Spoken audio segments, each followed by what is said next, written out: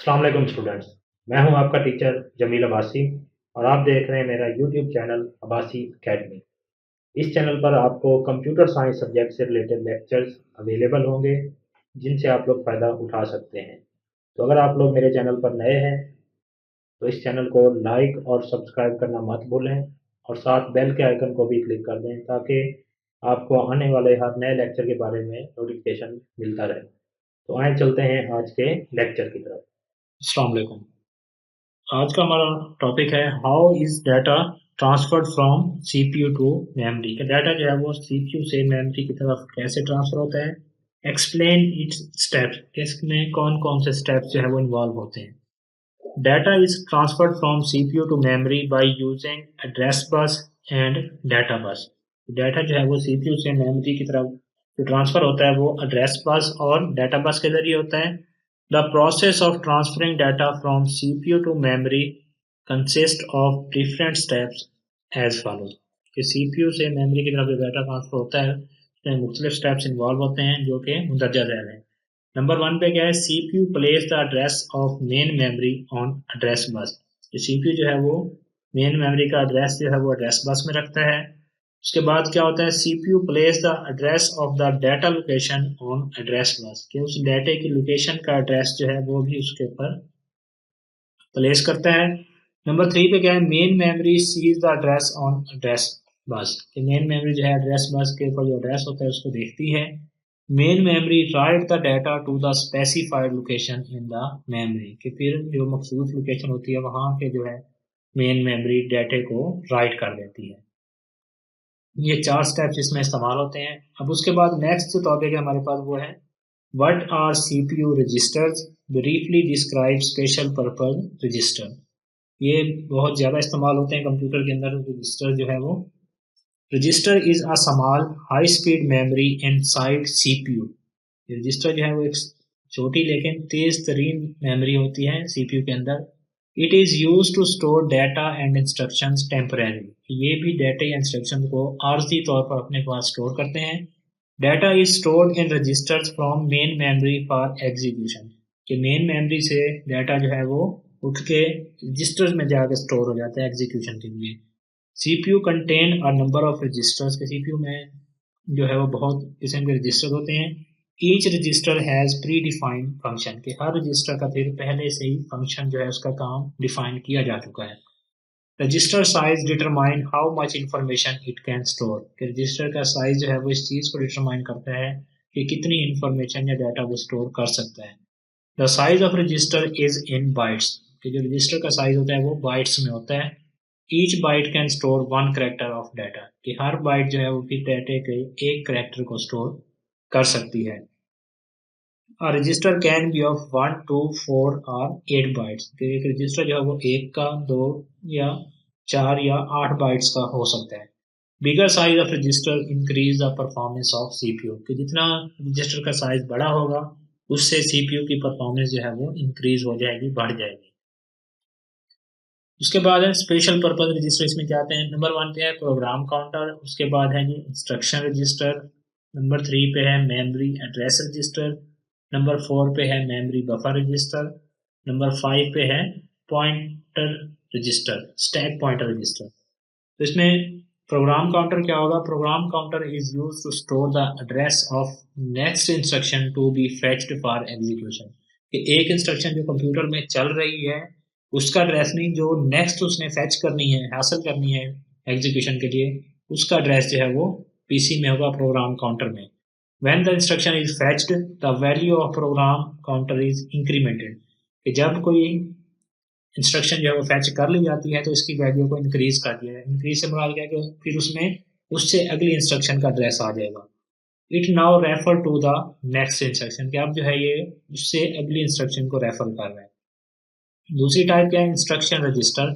Instruction register is use to store the fetched instruction, कि जो instruction fetched की गई है, हासिल की गई है, उसमें इसका एड्रेस होगा।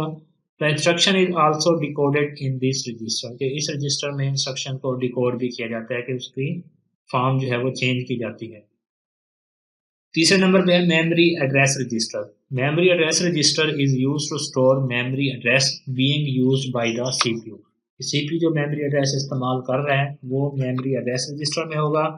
CPU store the address of a memory location in this register in order to read और राइट डाटा टू इट। कि CPU जो है वो जिस मेमोरी लोकेशन को रीड या राइट कर रहा है उसका एड्रेस जो है वो मेमोरी एड्रेस रजिस्टर में रखता है।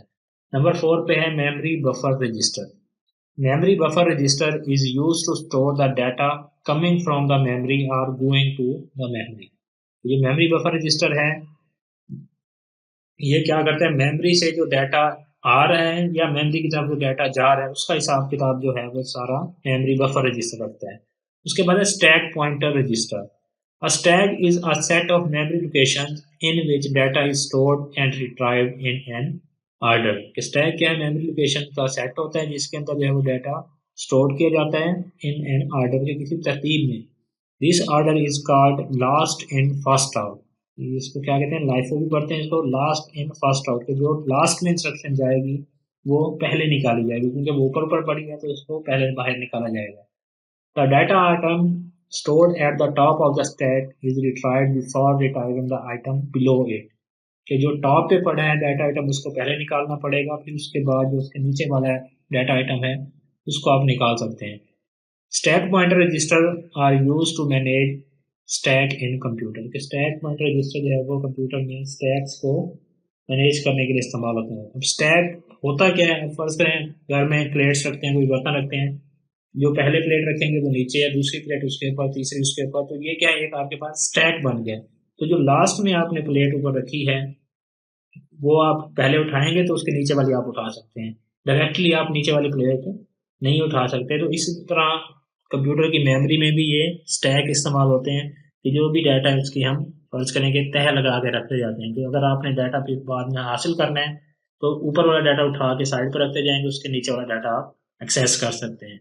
उसके बाद कुछ जनरल पर्पज रजिस्टर आ जाते हैं, इनके सिर्फ नाम आप लोग कर लें। इसमें नंबर 1 पे एक्यूमुलेटर रजिस्टर है, बेस रजिस्टर है, काउंटर रजिस्टर है और डाटा रजिस्टर है। फिर आगे इनका बताया भी गया है, इसमें AL है, BL है, CL और DL। इसमें A स्टैंड फॉर एक्यूमुलेटर है, B स्टैंड फॉर बेस है, C स्टैंड फॉर काउंट है, D स्टैंड फॉर डाटा है।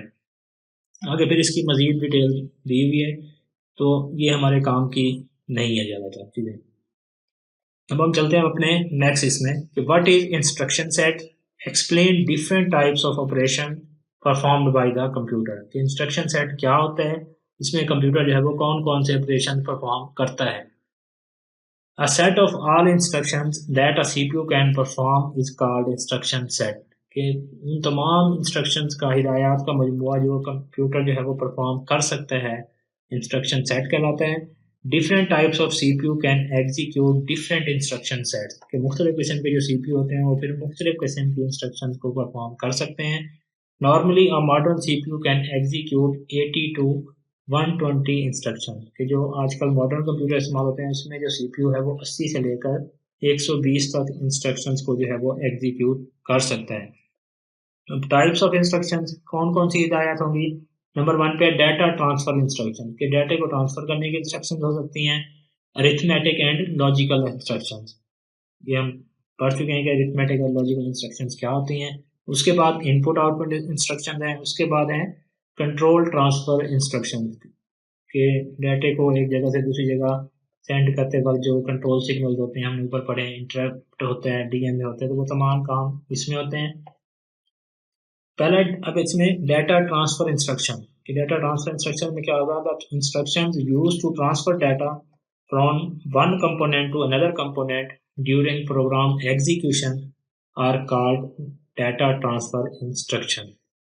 क्या है, the instruction used to transfer data from one component to another, कि कंप्यूटर के एक कंपोनेंट से दूसरे कंपोनेंट की तरफ जो डाटा ट्रांसफर होता है ड्यूरिंग प्रोग्राम एग्जीक्यूशन, प्रोग्राम की एग्जीक्यूशन के दौरान, उस चीज़ को क्या कहते हैं, data transfer instruction.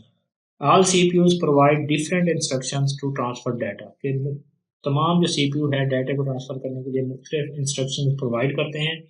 A programmer can use this instruction to move data in CPU, के प्रोग्रामर जो है वो CPU की मदद से डाटा को मूव करने के लिए इन इंस्ट्रक्शंस को इस्तेमाल करता है।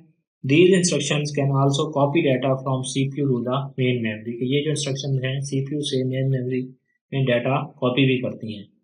अब इसमें अरिथमेटिक और लॉजिक इंस्ट्रक्शन क्या होंगी? The instructions used to perform arithmetic operations are called arithmetic instruction.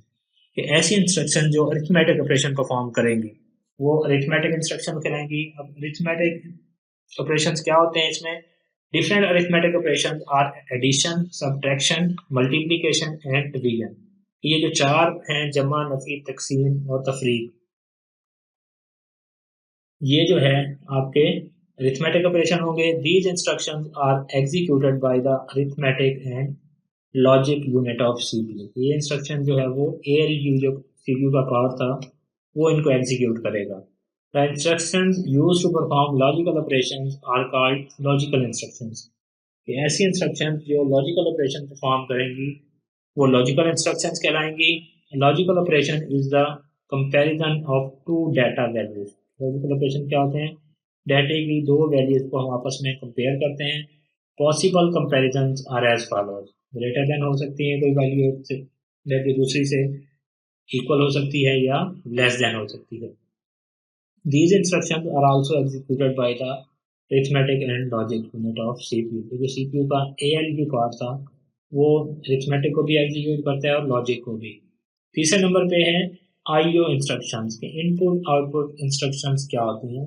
Every CPU provide the operation of reading data from peripheral devices and writing data to peripheral devices. कि हर जो CPU है वो peripheral devices से data read और write करने के operations provide करता है। These devices include keyboard, mouse and disk। ये जो डिवाइस पेरिफेरल डिवाइसेस हैं, कीबोर्ड हो सकता है, माउस हो सकता है, प्रिंटर, स्कैनर, स्पीकर, डिस्क हो सकती है। A programmer can use IO operation by issuing different input and output instruction। एक प्रोग्रामर जो है वो IO ऑपरेशन इस्तेमाल करता है डिफरेंट इनपुट आउटपुट इंस्ट्रक्शन को इस्तेमाल करके। उसके बाद है control transfer instruction. The instructions used to change the sequence of instructions of a program are called control transfer instruction। कि जो इंस्ट्रक्शंस की सीक्वेंस है उस चीज को जो चेंज करता है उसको क्या कहते हैं? Control transfer instruction. These instructions transfer the execution control to a certain part of program instead of next instruction। ये क्या कहते हैं? Instruction transfer the execution control to certain part of program. कि तरतीब में नहीं, अगर आप उसको जंप करवा के किसी दूसरे प्रोग्राम के हिस्से में लेके जाना चाहते हैं तो ये काम क्या करता है? कंट्रोल ट्रांसफर इंस्ट्रक्शन करता है। Some examples of these operations are jump and jump G. Jump if zero, कि अगर कोई वैल्यू जीरो आ जाती है तो अब ये इसको किसी और इंस्ट्रक्शन पे जंप करवा देगा। नेक्स्ट जो है इंशाल्लाह अपने नेक्स्ट लेक्चर में देखेंगे। तब तक के लिए अल्लाह हाफिज।